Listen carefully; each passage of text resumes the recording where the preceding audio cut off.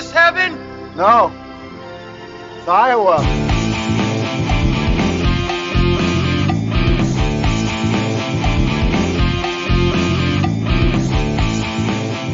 I suppose, Eric, the thing I love most about podcasting is that we're the lucky ones, you know?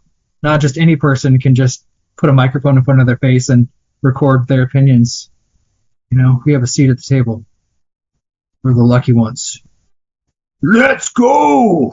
Ben, let's put the women and children to bed and go looking for dinner, because up next is the program on the Pot of Dreams. Go 13! Most of my players are farm boys, or they're from the inner cities. Football is their deliverance. From different worlds. When I turn pro, I'm gonna get you the house to go with it. From different lives. Welcome to college. They've come to pursue a dream. Any football program worth its name. Elite group of warriors. I'm gonna bust your gun open and watch you die! Talent unites them. You gonna lead us to the promised land? The question is, can you boys follow me? Competition divides them. Darnell Jefferson, the tailback. Ray Griffin, starting tailback. Yeah, I know. That's why they recruited me. Hey, don't tell me you're falling for this guy. He's nothing. He's just another gangbanger with speed. Pressure surrounds them. You play that second half the way you did the first. This is what the rest of your season's gonna look like. Thought we might take a little ride. We go slow, no cowboy stuff.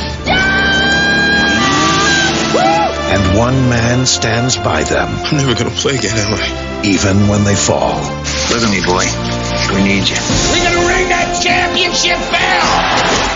Touchstone Pictures and the Samuel Goldwyn Company present a story of what it takes. Get it up! Come on, man! To fight the pressure. Face the pain. And survive the program. Rated R.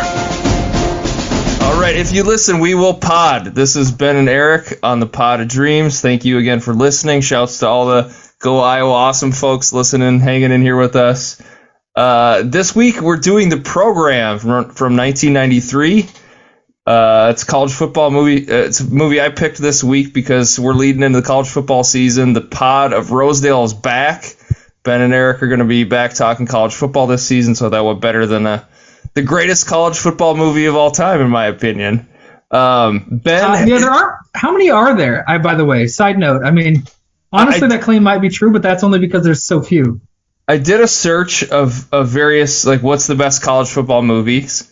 This one was number one in a lot of the lists that I saw. But there's like Necessary Roughness was another movie. I always get that movie and this movie confused. I don't know if you have any idea what Necessary Roughness is. No, that's college football, not the NFL. Yep, that's also college football. It has Scott Bakula. He's the quarterback. Kathy Ireland was like the kicker. The reason I always get these movies confused is there's two guys in both of the movies, in the program and in Necessary Roughness. Sinbad's also in Necessary Roughness, but the Lattimore, I've never had the pleasure. The steroid guy, he's in both movies, and so is, what was his name, Mack, I think, the linebacker, the guy that hurts his knee. He's also in both movies, so I get them very confused. They're both college football movies. But yeah, I think it's got to be the best college football movie. So I can't dispute it. There's not a lot of. It's a small pool. There's not a lot of choices. So you had never heard of this movie until I picked it? No, like, at all. And never. Totally slipped. Eric, of all the movies you selected, this is probably the one I'm most excited about. Because there's so much insanity going on here. I have so many questions, so many observations, so many thoughts, just trying to piece together this. But no, I'd never heard of it at all. No idea it existed before last week. I'm glad I know it exists now. I'm glad I've watched it. You had mentioned last week that this movie made you excited to be a football player. This made you excited for football. Like, Eric, you ready to hit somebody? Yeah, coach, how hard do you want me to hit? Like, it made you pumped to play football. Is that true? Well, really? to a certain extent, like, because I would say it's probably my first exposure to football. Like, my family, my parents never watched football. Like, it was never on. I don't think I'd ever watched a football game. And then I saw this movie. I was like, wow, that looks really cool. And yes, there are, like, this movie does. I know. Well, there's the Welcome to the Jungle sequence. That's where it's like, oh yeah, Eric saw this. And that went right into his brain. It's just imprinted on him as they're doing hitting drills. But yes, there's also this movie does touch on a lot of the dark sides of football. I was gonna say, this thing is like a scathing critique of college football. It is, and it's like. But is it a critique or is it just realism? I mean. Yeah, I don't think it's intentional, but it's there. Like, I just kept thinking everything that's problematic with college sports, and particularly college football, is right here in this movie. And I also was like nostalgic for how quaint everything is. Everything seems much more smaller scale in the early 90s than it would eventually become in the 21st century as it is in the year 2022. It's even more crazy. It's even more amplified. Because that's what I kept thinking is this scathing college football critique with a whole bunch of 90s cheese dumped all over it. Because it's super 90s, right? Like, I don't... The titles came on, I'm like, oh, wow. I remember when this is like how movies started. Like, this is just the aesthetic for a while. And I don't have enough technical expertise to describe exactly the choices they make with the opening credits and the music, but like, oh, yeah. This is the early 90s, baby.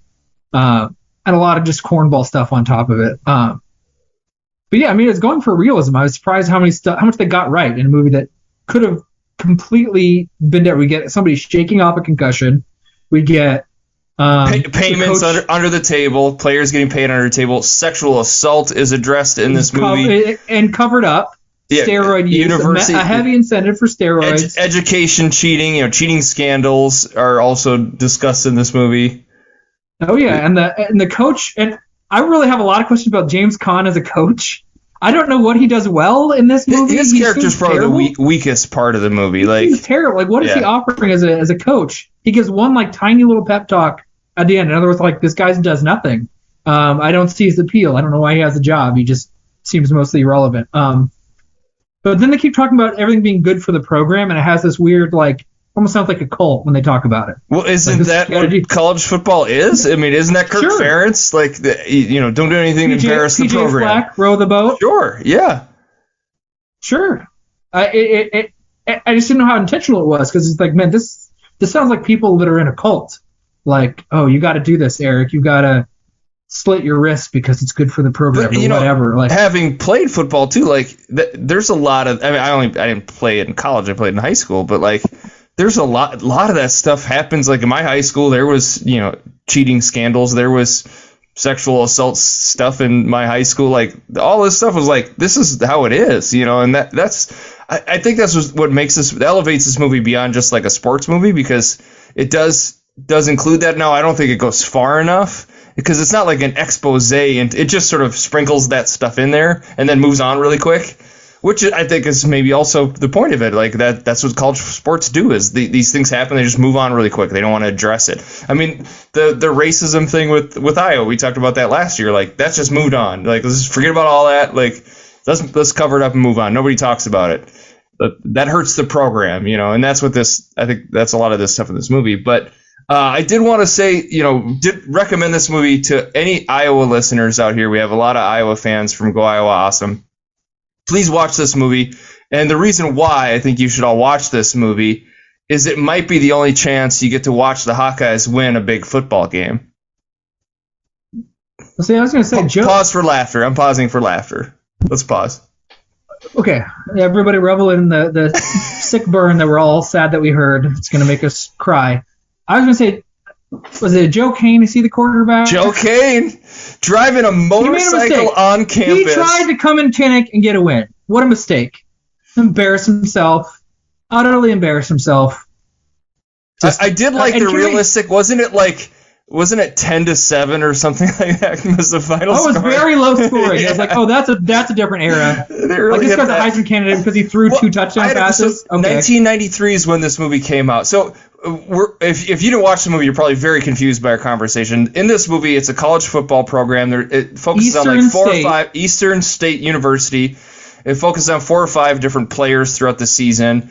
And they go through a lot of stuff. Quarterbacks in rehab. There's all these scandals that we talked about. But then we get to the season, and we see 3 games. We see them play 3 games. One is it Texas A&M or something like that? We get 4. Oh, we get the bowl game, right? Don't we get? No, we don't get the bowl game, but we get at least 4. So the opener's against Mississippi State and Mississippi State, right? SEC State. We get a game against Michigan. And then a Big Ten team. And then they play Iowa, right?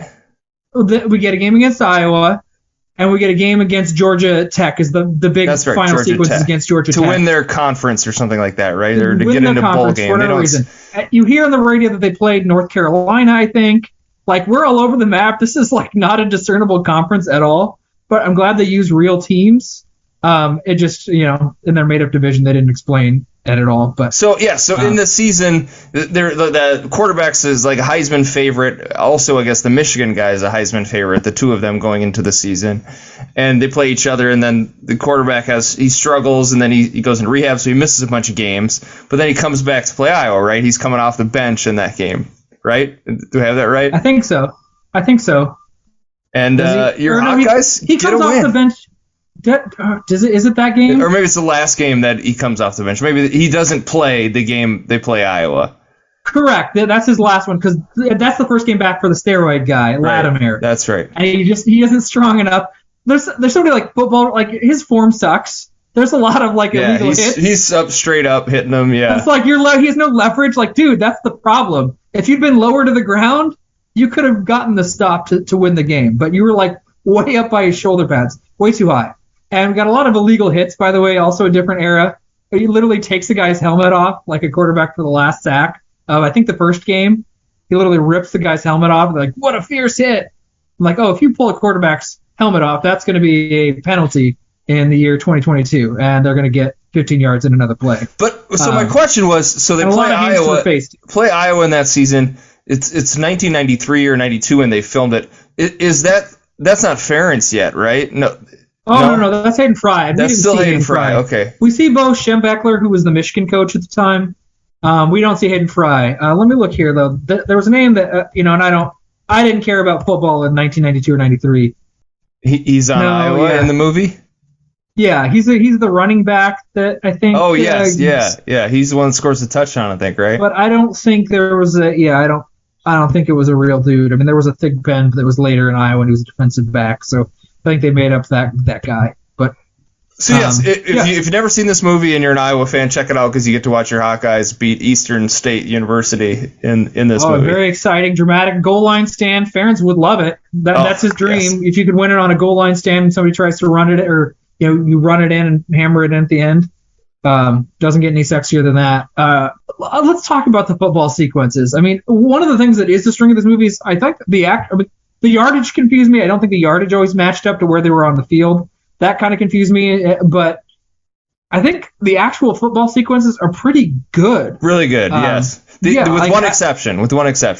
The exception is the voiceover shit isn't good. Like when Omar Epps is breaking tackles and his voiceover is like talking shit to the guy he just broke. It just sounds really bad because it's clearly voiceover. The ADR or whatever stuff that they recorded over top of it. Yeah, no, I see what you're saying. I love the like football cam vision. We occasionally get like the football player's perspective on the field. Yeah. And I forget. I mean, I only played for 2 years in junior high, but I forget how like narrowing those helmets are to your field of vision. Right. They just cut off so much of what you can't see, and that makes it like more stressful because people are genuinely trying to hurt you. It's like, man, this is really, really good. Although I have to say, Eastern State University's offensive line really sucks. They seem to have no good plays that I can recall. The Bud Light guy, he wasn't blocking well enough. Nope, nobody was. I mean, the quarterback was constantly under pressure. He just did not have time to throw back there. But I love these football sequences. Usually football's terrible. Even like a really good show like the Friday Night Lights from like, I don't know, 10 years ago. It's a really great show for the most part. The football sequences are the worst part of that. The movie's better. The movie's way better. The movie's way better. The show though is really bad. Yeah. And this is like, these sequences are really good. They're exciting and they kind of get you in the action in a way that makes it kind of looks like you're watching a real game, for the most part. I do think they really did a good job. I was shocked by how good these were. It's like, here's this college football, the best college football movie of all time, apparently. I'd never heard of it. I'm like, they really got a lot of this really spot on. Now, the only thing I genuinely didn't like about the movie is I think the characters are all pretty weak. I don't love them. I don't love Joe Kane. He's really boring. He's a really dull guy. Do you don't like Joe Kane? Joe Kane's awesome. He's amazing. That's my quarterback, man. Joe Kane driving a motorcycle through campus with a leather jacket, getting into fights. That guy was incredible. Staring down trains that are almost killing himself. It's I guess, because he's so worried he's going to screw up, so he's going to deliberately he's got screw all up. this pressure. You can't handle it. Just you die. His You don't have to dad's worry about a drunk. He's a drunk. He knows he's going to be a fuck up.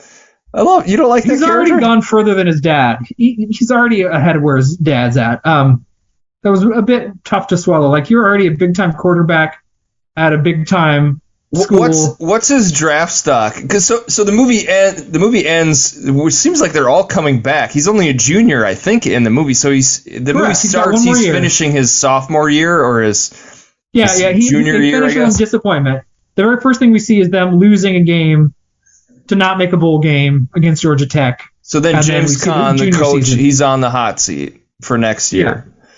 Yeah. But Kane must have had a good season, because then going into the season that the movie takes place in, he's like a Heisman, hopeful. He's on the short think the list. problem is just that he was gone for 4 games, which hurt his Heisman chances, and he didn't win the biggest game of the year against Michigan. Also, I guess that was part of the problem. But yeah, man, he was another favorite to win the Heisman. And then there's the linebacker, the Mac guy, they keep talking about he's the best linebacker. Con says that him. Best linebacker I've ever had, and he comes from like a poor family, and he's supposed to just jump right into the NFL, maybe a high draft pick, and then he hurts his leg and basically ends his career. You've seen that. I've seen that with college football players. These like top tier draft picks just have the worst injuries, and they never play pro football, and that's disgusting, I think, for a lot of these guys who basically play for scholarships and then hurt themselves, and they don't get the money they would have if they didn't have to play in college football. So I think the movie touches on that, and I find that interesting. It's basically, they treat it almost like a lottery almost. Like, if he doesn't get hurt, cool, he gets a chance to make a crap load of money in the NFL, right? That's awesome, cool, making a lot of money. But like, screw up your leg and then, not having a college degree and not being able to play in the NFL, as an amateur, that's really brutal. And if he got paid, he'd be able to at least make money while he's in college, because he's the best linebacker ever. And I've never seen trash talk like that where he creates fake narratives. Yeah. I love it. You're the guy that shot my mom, right? Yeah.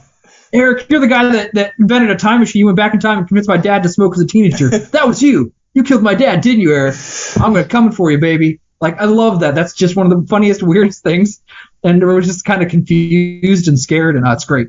I've never seen that before in a movie. But then there's also the stuff about where Khan has to testify at a hearing or whatever, a school board hearing. He was so apathetic. He's like, I guess. Well, it was the backup quarterback who was sleeping with his daughter. So I get why he was a little hesitant to push for it, but. He gives that one statement about when has it 80,000 people ever showed up to watch a chemistry experiment, basically saying the university makes all this money because of college football, and these guys don't get anything. And I think that's a legitimate issue with college sports.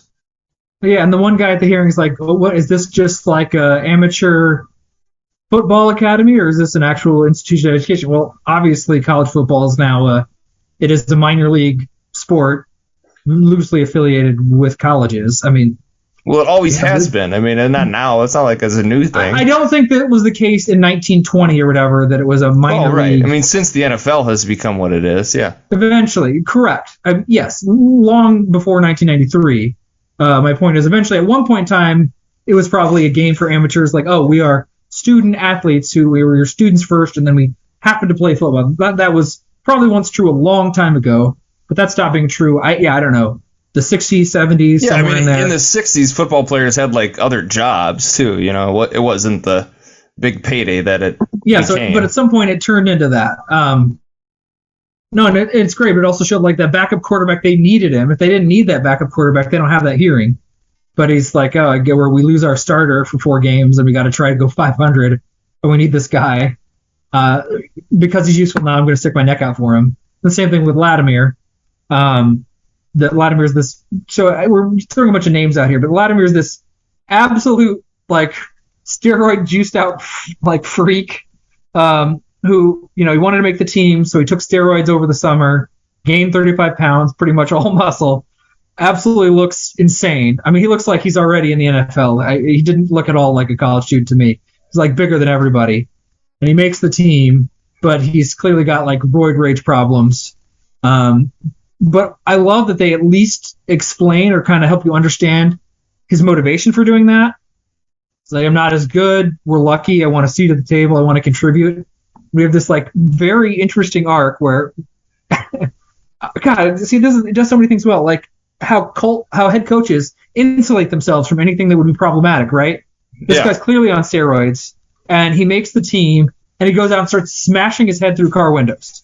Gashes on his head, and he's obviously busting random people's windows in their car.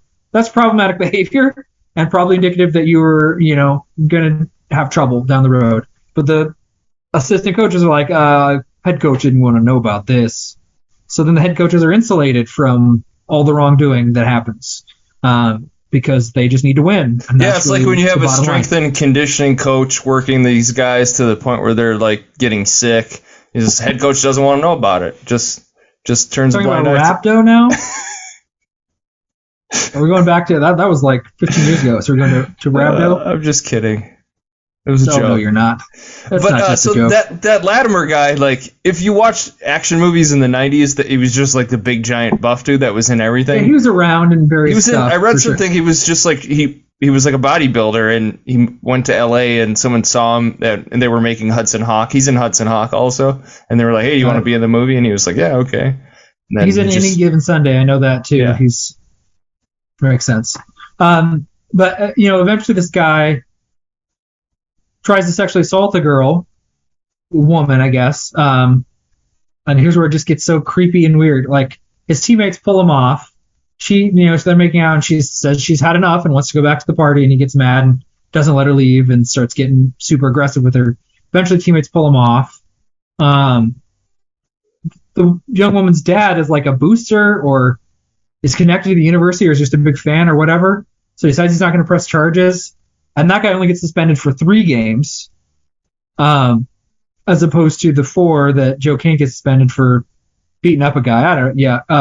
Well, yeah, it's dark and it's awful, but like it just happened. There was what school is it? He was the kicker for the Bills. He's a rookie. They just cut him. Matt Ariza or whatever. Yeah, because there's like a gang rape allegation at whatever college he was at. Deshaun Watson. Yeah. I mean, this stuff happens all the time, and it is covered up, and it's gross and disgusting. I mean, I don't know if the movie spends enough time on it because I think it's a serious issue, and they should address it more than they do in the movie, but. I love that it's in there. I mean, it's dark as shit, but I like that they showed that side of football. Yeah, and it's weird, but then they humanize him. That's where it gets weird because Coach says you got to stop taking the steroids. He stops taking the steroids. We see him flush the needles down the toilet. Probably not a good way to get rid of them, but whatever. Flushes them down the toilet. Comes back for the Iowa game. He has a chance to make a game-saving tackle, but he's just not strong enough because he stopped doing the steroids. Again, is it just because Iowa's that good? Well, he interprets it as he's not strong enough. Maybe it wouldn't matter because Iowa. He was looking at it the wrong way. He can't tackle in Iowa. Again, his technique was just terrible. Again, he had no leverage whatsoever. He was way too high. I mean, that was a much bigger issue than his strength and conditioning. So then he hops back on the steroids for the last week. And do steroids work that fast? I don't know. Yeah. Right back on. I don't know if that's how it works.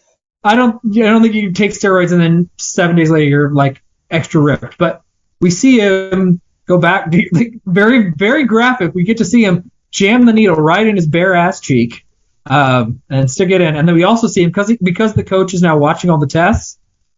He has to get all of the pee. Well, I thought of the Wizinator. Speaking of like, oh yeah, this I thought of the old. I don't know which Vikings player that was, but the Wizinator. He was a running back. What was his name? Yeah, I can't think of it either.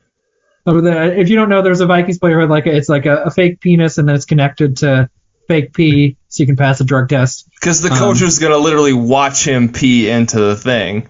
Yeah, so we see this guy get all the urine pulled out of his bladder and gets other urine put back in from somebody else. So literally the clean is injected right into his blood, which is insane. Yeah. That is insane behavior. Like, that's how badly this guy wanted to play and do steroids, right? And he does it, and he ends up making a big play in the game. And we see, James Conn looks at him. James Conn knows, like, oh, this guy's decision to do steroids meant I won the game and got to keep my job, basically. and they don't say anything, and it's a really understated and great moment. But then also dark. Later on at the end of the movie, you hear that when they go on their recruiting trail, they mention how they cut him, so he's not on the team anymore. So it's like it's equally bullshit. So Khan gets the big win and then just cuts this guy loose for doing steroids, which is, again, a reflection on the coach. Coach gets paid, right? The coach keeps his job, keeps getting paid, and all these players, the guy blows out his knee, loses his career. This guy does steroids for him. He just cuts him loose. I mean, that is like, another reflection of what college sports are. Yeah, no, it is. It's another layer of lack of accountability. The head coach who just insulates himself. He's like the highest paid state employee in most states. PJ Fleck, I think, makes more than anyone in Minnesota that's a public employee. He's the highest paid guy. That's definitely true in Kirk Ferentz's case for sure. It's bizarre. It's kind of perverse, and James Conn mostly is just dealing with scandals the entire season. We see him hardly coaching at all, right? I mean, it's very little actual coaching, and he seems really shitty at it when he does. So I don't know. But then at the end, we're supposed to are we supposed to be happy for them at the end of the game, at the end of the movie? So they think, hey. Well, no. So I read Roger Ebert. I read his review on the movie, and he ends with, he said, by the film's end, I found myself simultaneously hoping that ESU would win its big game and that the school would pull the plug on its football program. But I guess that's how I was supposed to feel. So, I think that's spot on, right? I think you're supposed to, root for them to win, but also hate that they even play this game, Sure, okay. I know it's, I don't know, we didn't talk about Omar Epps' character and Halle Berry. And we spent a lot of time on their relationship. I didn't care much about it. Did you care about their relationship? I think the weakest part of the movie is the romance stuff. So it's not only Omar Epps and Halle Berry, although Halle Berry, my goodness, in this movie, but she's attractive, but I didn't care. And then there's Joe Kane and his girlfriend Buffy the Vampire Slayer, Christy Swanson, she kind of went off the rocker, right? As an older person, I think she's become some sort of right wing conspiracy person, but whatever. Maybe, I don't know. Yes, but I think those relationships, they spent a lot of the movie is on that. All the stuff with Joe Kane trying to be reckless and kill himself or whatever is all with Christy Swanson, and there's all the Tudor stuff with Halle Berry, and then there's this love triangle where she's dating the starting running back, and they spend way too much time on that stuff for my liking. I agree. I was I don't care. We're getting. Half hour of this movie is that stuff. I don't care. We got other stuff. Give me more critiques of the college football team. Or help me understand James Conn better. Yeah, a little X's and O's. Let's get in there and break down some game film or something. I would rather have X's and O's, but I just mean him as a person. He's already had 12 years as a head coach. He's made a lot of money. Is he just would it be that depressing for him to lose his job? He'd probably get a job somewhere else. Most head coaches end up either being an assistant somewhere else and still making pretty good money. In college football, help me understand. Does he? Yeah, we don't even. Is he married? Does he have kids? He has nothing daughter. About his character. Yeah, but even then, she gets thrown under the bus. I needed to understand his character better. Because mostly he looks apathetic. He doesn't even look like he cares about his job that much. To be honest, though, how many college football coaches are that interesting, right? None of them seem like interesting human beings. So you can actually you can make that interesting. You get to try to understand a movie. Understand if you did this about Kirk Ferentz, it'd be miserable. If you did this about PJ Fleck, their personal lives would be super dull, and they probably have almost no purpose because they're just doing football all the time. Okay, that's fine. Should have given him a gambling addiction or something like that. No, I just want to know more about him and understand him. Does he have any genuine care for these players?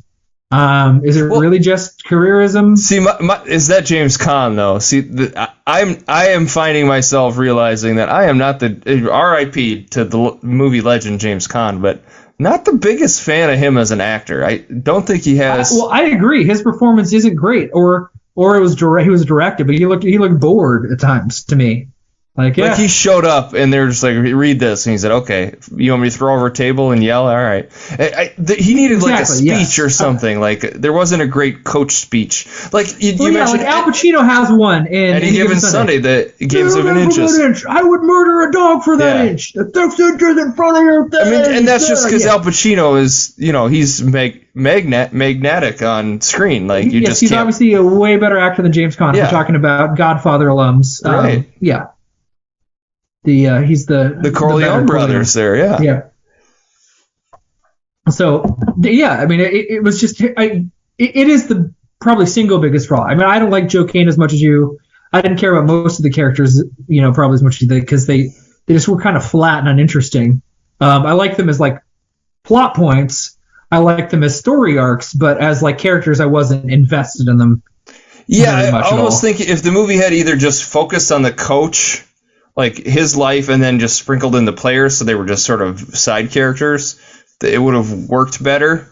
But instead, we spent a lot of time with each character, but almost not enough with each character to really get to feel anything for him. But I don't know. I think if you're wondering, should I watch this movie? The football scenes are great. And you get to watch Iowa win a big game. Yeah, I would recommend it. It's genuinely worth watching. No, I was shocked. I said this is the biggest positive surprise for me for any movie that Eric's picked. I mean, you pick movies that are better than this, but those aren't surprises. They didn't come out of nowhere. I'm aware of Once Upon a Time in Hollywood. It wasn't a shock to me. It wasn't like, whoa, what's this? This was what a surprise. What a gem of a sports movie. It's got flaws. It's not like an all-time great movie overall. But I was just shocked by how astute the movie was about college football overall.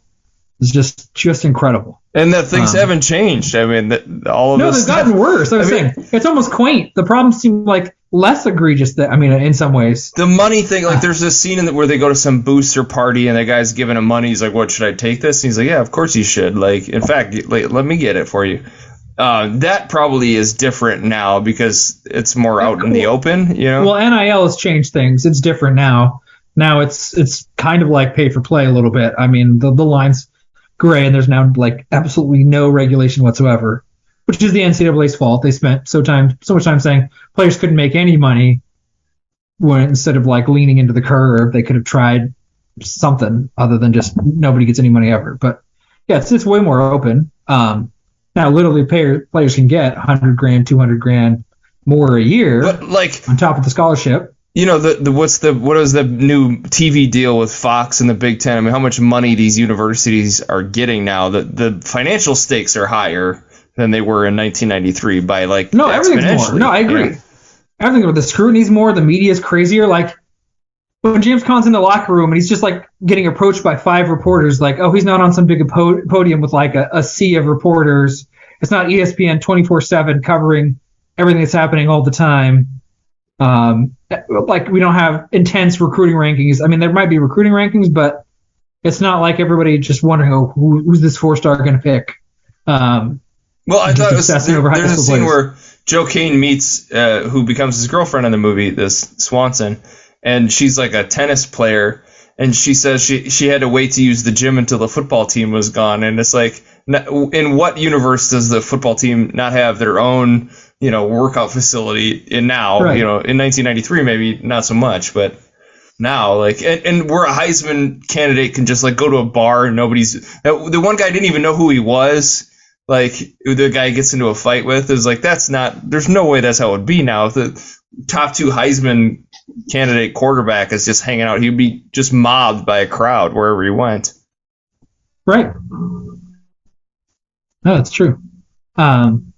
It's more. It's even like everything's smaller scale in this movie than it is currently. So I mean, it's great. No, strong recommend for me. Even though there are parts that are like care or that are dull. I mean, it's just like, oh wow, didn't realize. And it's just funny to me that you saw that and made college football seem more appealing because like he literally gets a concussion. This is Joe Kane, and he's sitting there, and I know he's got a concussion. He's like, I'm fine. I just got a headache, and he goes in and he plays. And we don't even get the, like, in the Varsity Blues, the kid has the lineman gets a concussion and it, like, affects him.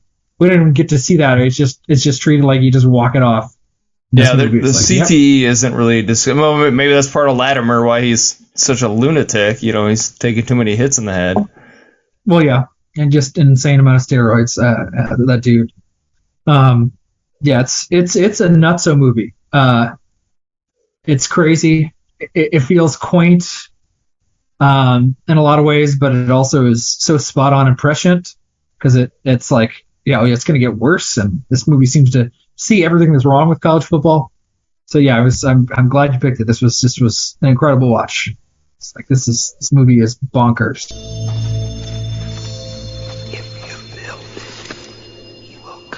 Awesome. Well, do you want to give your ranking now? You want to drop your letterbox? I'll give it 4 out of 5. The knock on the star, you could convince me to bring it down another half star too. Again, there are some of the performances I don't love. How much time we spend with which character is kind of wonky. We spent time on stuff that isn't very interesting in light of everything else that's going on in the movie, but it's so spot on with its satire, intentional or not. I mean, it just gets what's happening so well. It's like, man, this is very, very, very, very clever and compelling to me. What about you, Eric? Exact same ranking. I give it 4 stars. We are lockstep here today, Ben. Oh, perfect. We're on the same page. Like the relationship stuff's probably the worst part of the movie. Some of the voiceover stuff while they were playing football, like you said, the ADR, I think takes me out of it a little bit. It's just corny. It's just kind of corny, you know? Where he's like, see ya, and it's just, he runs off, and it's just like, that sounds stupid. It looks dumb. Oh, and he's like, there's a scramble drill, and he's like, I'm going to come back to the ball. Yeah. It was.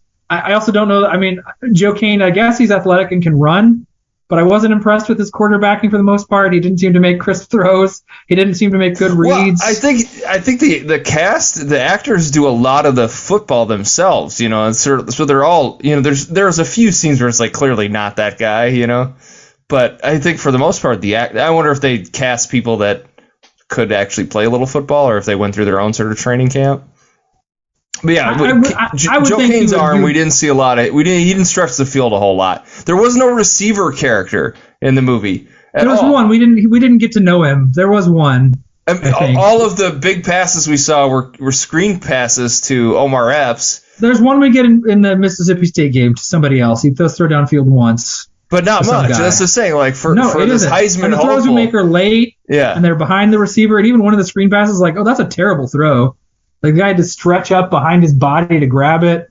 Didn't put it on the numbers. A real Kirk Ferentz style offense that they had. Real just like double running back, fullback. You got play the line of scrimmage. That's kind of how things were in the early 90s. Things weren't all that sexy. This is what most people were doing. Until people started realizing, oh, you can make more exciting choices. You can have a more dynamic offense. You don't have to do this run, pass thing. I mean, that's what it was like at the time. I mean, he would never be a Heisman candidate in 2022. His numbers would be way too lacking. Just to add to it, so they play Iowa. It's at Kinnick, right? Yeah. So they filmed it in Iowa City, which is also another kind of cool little tidbit. If you're wondering, should I watch this again? You get to see a little bit of Iowa City in the movie. Yeah. No, it's good. That's it. This is wonderful. I'm glad I watched it. It shocked me with how good it was. It wasn't a huge hit, so maybe that's why it slipped past you. It was. I wouldn't have cared about it in 1993 anyway. This is the kind of movie. I didn't see it in the theater. This is definitely a blockbuster. But even in the video, like the movies I was watching in the mid-90s were like The Little Giants. That was the first football movie I saw. Oh. Which is nothing like actually describing actual that's football. Very different. Yeah, very different. Yeah, yes. And I was watching the like Big Green and Angels in the Outfield and shit like that. Rookie of the Year. Those are the movies that I was watching. Were sports movies, just really. Yeah, this is an R-rated sports movie. And it wouldn't have appealed to me, the realism. I wanted the fantasy of just like the nerdy kid who becomes a great athlete.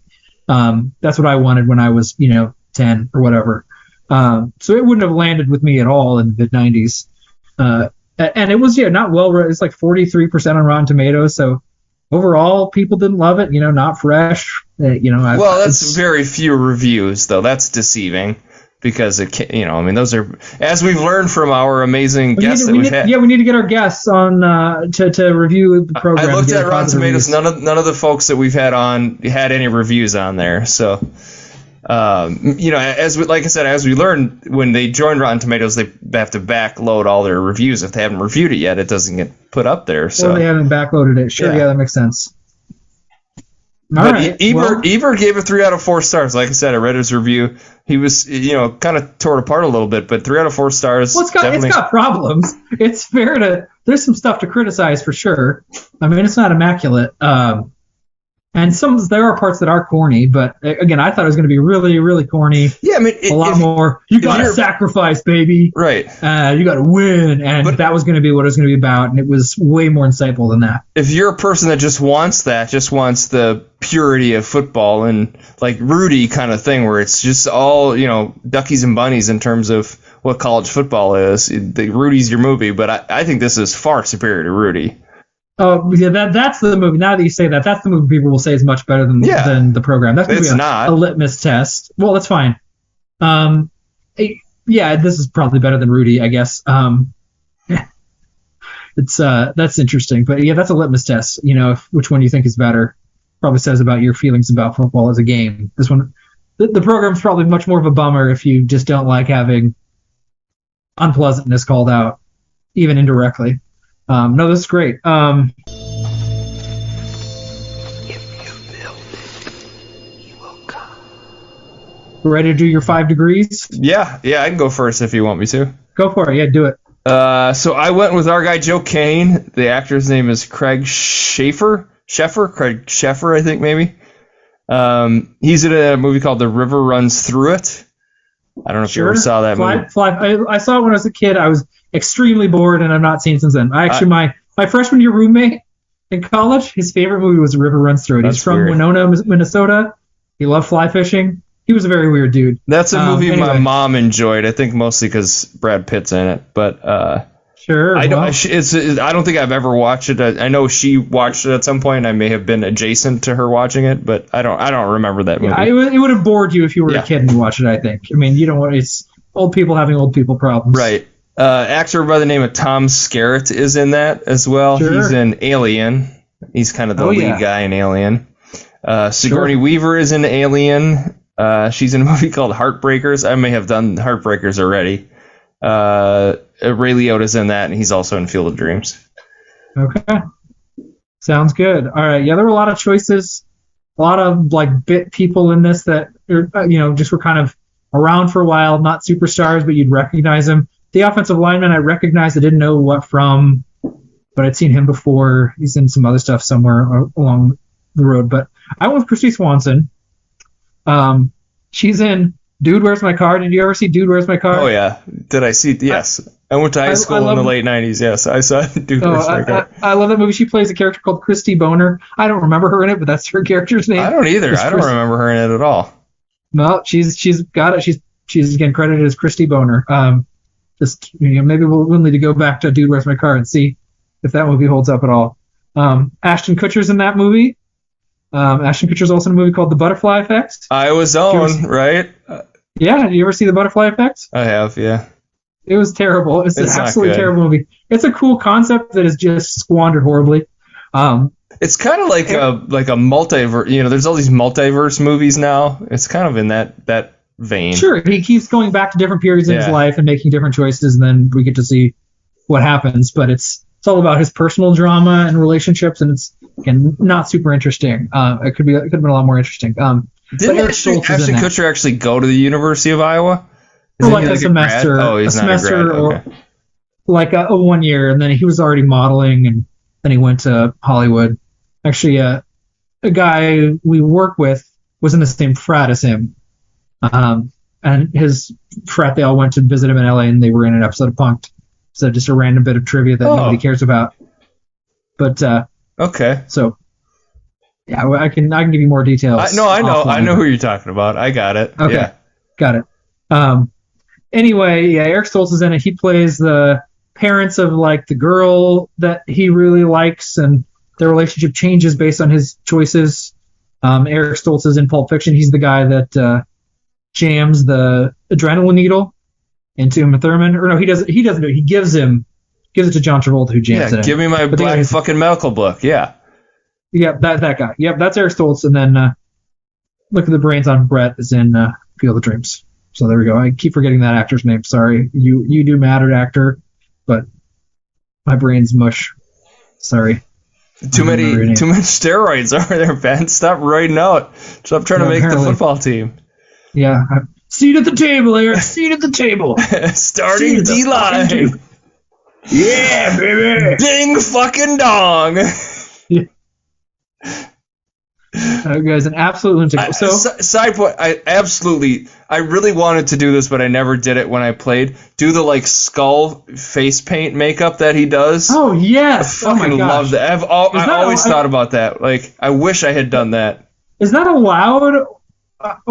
Just people just don't do it. It's incredible. Against the rules? If I was a pro football player, I would do that every week. You think exactly? You think somebody would do it? There's a lot of players that somebody would be like, I'm gonna dress like a maniac. I'm going to paint my face like a maniac. You think somebody would do it? I wonder if it's just against the rules. I don't know. Because they do, they got the black paint under the eyes. Keep the dust out of your eyes or whatever, yeah. But he went full, like, skull mask, which is incredible. Yeah, he's terrifying. He's terrifying in every scene. He's like just so angry and insane, and he's massive. Imagine blocking that guy. Smaller. I know. Imagine blocking that guy. Holy crap. And it's one of those ones where like you have trouble believing you couldn't make that tackle. You're like, okay, I think you're strong enough to make that tackle. I don't think you lost all your strength from not doing steroids for 3 weeks. Again, if you know metabolic steroids or whatever, and how quickly it can go up or down, maybe I'm wrong. I don't know. But again, his form absolutely sucked on that tackle attempt. It was really terrible. Way too high. Leverage, baby. So, all right, you want to figure out what movie we're going to Yes, I am anxious. I am anxious. What am I watching, Ben? All right, so let's start with here's clue number 1, baby. This is the most expensive Indian film of all time. Indian? Like from the country of India? The country of India, correct.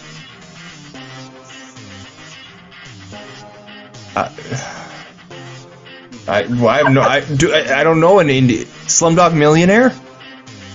No, that's an English movie. Right? Yeah, that's an English. That's Danny Boyle, so it wasn't. It takes place in India. It might have been an Indian production. I don't know, but it's not Slumdog Millionaire. Okay, no, that's why I didn't guess that. So guess. Sorry, clue number 2. Sure, no, that's all good. That's fine. So the director of this is S.S.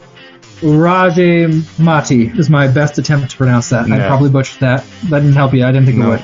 The movie is set in 1920. Wait. Is this that new Netflix movie? RRR? Is that what it's called? It, yes. It is. Okay. Yeah. All right. That just popped into my head. All right. Yep. So I haven't seen it yet. I've seen enough buzz on Twitter about it that I want to check it out. I want to make you check it out, Eric. I think it looks like a lot of fun. This was supposed to be a really, really good time. I don't know much else about it other than it's an action movie. Silly, I did see one bit of a trailer where somebody punches a tiger. So I'm hoping you'll be able to enjoy it, Eric, and it won't bore you to death. Yeah, it's on a lot of best movie of the year lists so far. Yeah, I haven't checked it. I haven't watched it yet, but it's been one of those. I will warn you, it is 3 hours long, which probably bums you out. But if it's good, I'm on board. All right. Yeah, the other clues are going to be a 2022 release, and then my last clue is that a tiger's punch in it. I didn't know if you'd heard of it, so I was going to try to get you really anxious that it was going to be some sort of like. I was thinking like Bollywood, some sort of like 30s Bollywood movie or something. Or something from the Apu trilogy, which I don't know if you've ever heard of, but there's this trilogy from this Indian director about a character named Apu. I was worried if you'd think it was something like that, but no, it should be fun. Anyway, I want to watch it. This is fun homework for me. Hopefully fun homework for you, and we'll talk about it next week. All right. Anything else to say about the program? Well, should we close by spitting in each other's mouths? Oh my God, I forgot about that. Should we do that? That's nuts. The actors did that. That's not CG. They really spit in each other. No, I didn't think they had a CGI spit budget. Like, just what absolute lunatics. I mean, if anything changes, the football players at least aren't as overtly insane. At least that we see on TV. Like, God, those guys just look like absolute lunatics. I like the guys like, my job is murder the quarterback, annihilate the quarterback, devastate the running back. That's my assignment. It's like, oh man, that's great. Yeah, he's like, let's kill him and let the paramedics sort it out or something like that. It's like, Jesus Christ, you are absolutely insane. Yeah, and what does let's put the women and children to bed and hunt for some fucking dinner? What does that even mean? Go get them dinner, take the kids to dinner. I have no idea. It really makes no sense. Don't your wife and kids eat dinner too? So wouldn't they have already had dinner? They're going to bed and then you're eating dinner by yourself? Like, I had no idea. This is just one last point. I love that Joe Kane's dad didn't show up. I was really worried didn't that have he was the going to show there at the last second. No, this is a courage of his convictions. His dad's just a piece of shit, basically. It's not really another way around it. He couldn't have made it any easier for his dad. His dad didn't show up, and he had to just like, all right, my dad's not going to be there for me no matter what. There's nothing I can do. He's just an old alcoholic, and he's going to die of liver disease or whatever. That's great. I appreciate that choice of message. Yeah. Good. Great. Well, I'm glad you liked it. Thanks to everybody for listening. Stay on this feed because we're going to be posting. We're going to continue with the Pod of Dreams. We're also going to be posting Pod of Rosedale football preview. So keep listening. If you like what we're doing, let us know. Please, yeah. If you don't like it, let us know too. That's fine. We just want attention, please. But yeah, anybody we've had some loyal listeners. I've mentioned this before, but like people all over the world have listened to this. So thank you to everybody who has stuck with us on this journey. That's Indeed. It. Well said. Godspeed.